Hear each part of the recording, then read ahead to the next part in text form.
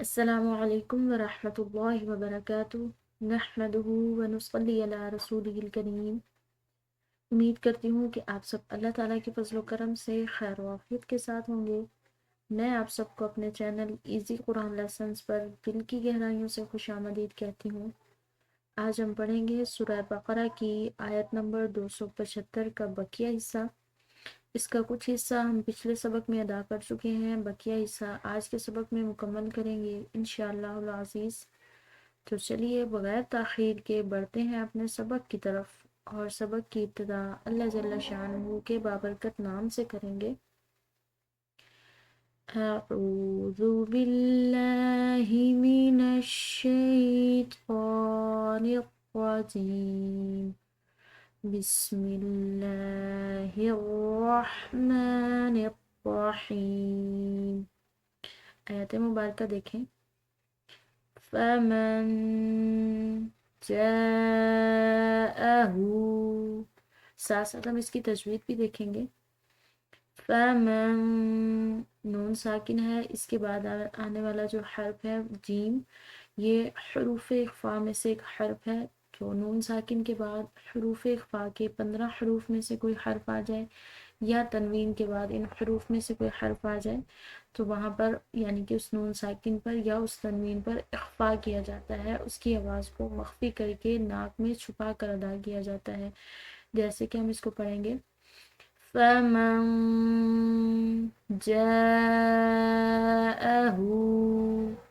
اب یہاں پر ہم نے جیم کو کھینچ کر ادا کیا ہے کیونکہ اس کے بعد الف پر یہ بڑی مد ہے، اور بڑی مد جو ہے اس کو کھنچاؤ سے پڑھا جاتا ہے، اور اس کو کھنچاؤ کی جو مقدار ہے وہ کم از کم 3 الف کے برابر ہو، یعنی کہ جتنی دیر میں کم از کم تین بار الف پڑھا جاتا ہے اتنا لمبا ہو، اور اس سے زیادہ ہو سکتا ہے لیکن اس سے کم نہیں ہونا چاہیے۔ اس کو پڑھتے ہیں دوبارہ سے۔ جاءہ، ہاں کو لمبا پڑا ہے کیونکہ اس کے اوپر یہ الٹی پیش آ رہی ہے، اور الٹی پیش جو ہے وہ عام پیش کے مقابلے میں ایک الف کے برابر کھنچاؤ سے ادا کی جاتی ہے۔ آگے دیکھیں۔ موعظۃ من ربہ، اس کو دیکھیں گے۔ موعظہ، عین حلق سے ادا کریں گے، یہ پر اور موٹے حروف میں سے ہے، ٹھیک ہے۔ اس کو پڑھیں گے ہم۔ موعظۃ، تا کی تنوین ہے، اس کے بعد آنے والا حرف میم جو کہ 4 حروف یا واو میم اور نون میں سے ایک ہے، تو تنوین کے بعد ان چاروں حروف میں سے کوئی حرف آ جاتا ہے تو وہاں پر ادغام بالغنہ کیا جاتا ہے، ٹھیک ہے۔ اس کو پڑھتے ہیں۔ موعظۃ من، میم کے بعد غ، اس کے ساتھ اس کو ملا رہے ہیں کیونکہ غ جو ہے یہ مشدد ہے، اور مشدد حرف 2 دفعہ ادا کیا جاتا ہے، ایک دفعہ اپنے پیچھے والے حرف کے ساتھ ملا کر اور دوسری دفعہ اکیلا۔ لیکن یہاں پر جو ہے غ کے پیچھے والا حرف نون یہ ساکن ہے، اس کی وجہ سے اس غ کو ہم ملائیں گے نون کے پیچھے والے حرف یعنی کہ میم کے ساتھ۔ تو جب میم غ سے ملے گی تو درمیان میں آنے والی نون ساکن جو ہے یہ بالکل ختم ہو جائے گی، اس کی آواز نہیں ہوگی۔ اس کو ہم پڑھتے ہیں من ربہ، اس طرح اس کو پڑھیں گے تو یہ غلط ہوگا، اس کو پڑھنا ہے من ربہ۔ اب یہاں پر دونوں جگہ زیر ہے لیکن ان کی پوزیشنز میں فرق ہے، با کی زیر جو ہے وہ بڑی زیر ہے اور ہا کی زیر کھڑی زیر ہے، ٹھیک ہے۔ تو ویسے ان میں کوئی ڈفرینس نہیں ہوگا لیکن ان کی ادائیگی میں فرق آ جائے گا، اور ادائیگی کا جو فرق ہے وہ صرف ان کے ٹائم پیریڈ کا ہوگا کہ جو کھڑی زیر ہوتی ہے اس کو عام زیر کے مقابلے میں کھنچاؤ سے ادا کیا جاتا ہے ایک الف کے برابر، ٹھیک ہے۔ آگے دیکھیں۔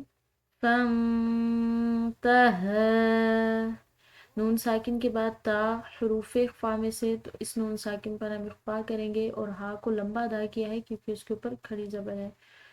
فانتہا فلہ، ہا کو لمبا ادا کیا ہے الٹی پیش کی وجہ سے۔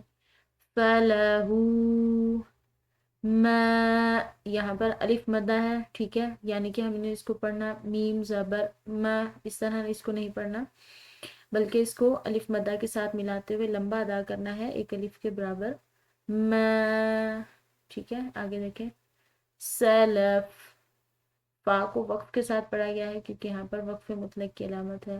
سلف، فا پر ہم نے وقف کرنا ہے، ٹھہراؤ کرنا ہے. آگے دیکھیں وَأَمْرُهُ، ہاں کو لمبا ادا کیا گیا ہے کیونکہ یہاں پر الٹی پیش ہے، ساتھ میں اس کے اوپر چھوٹی مد ہے تو اس کو مزید لمبا ادا کریں گے. وَأَمْرُهُ إِلَى اللَّهِ، إِلَى اللَّهِ، یہاں پر لفظ اللہ کی لام پورا ادا کی گئی ہے کیونکہ پیچھے والا حرف یعنی کہ لام زبر کے ساتھ آ رہا ہے، اور لفظ اللہ کی ہاں جو ہے اس پر ہم نے وقف کیا ہے کیونکہ آگے وقف مطلق کی علامت ہے. آگے دیکھیے وَمَنْ عَادَ، عَادَ، عین کو کھینچ کر ادا کیا ہے الف مدہ کی وجہ سے. اس کو دوبارہ سے پڑھتے ہیں وَمَنْ عَادَ فَأُولَئِكَ، یہاں پر ہم نے لام کو کھنچاؤ دیا ہے کیونکہ اس کے اوپر کھڑی زبر ہے، ساتھ میں بڑی مد آ رہی ہے، تو اس کی وجہ سے ہم اس کو کھنچاؤ سے پڑھیں گے، لمبا ادا کریں گے کم از کم 3 الف کے برابر. اس سے زیادہ پڑھ سکتے ہیں لمبا لیکن اس سے کم نہیں. اس کو پڑھتے ہیں فَأُولَئِكَ. آگے دیکھیں اصحاب النار، صاد موٹے حروف میں سے ہے، اصحاب، نون مشدد ہے اس پر ہم غنہ کریں گے. اصحاب النار، واو پر وقف کیا ہے کیونکہ یہاں پر وقف جائز کی علامت ہے اور وقف جائز کی علامت پر ٹھہراؤ بہتر ہوتا ہے. آگے دیکھیں ہم فیہا،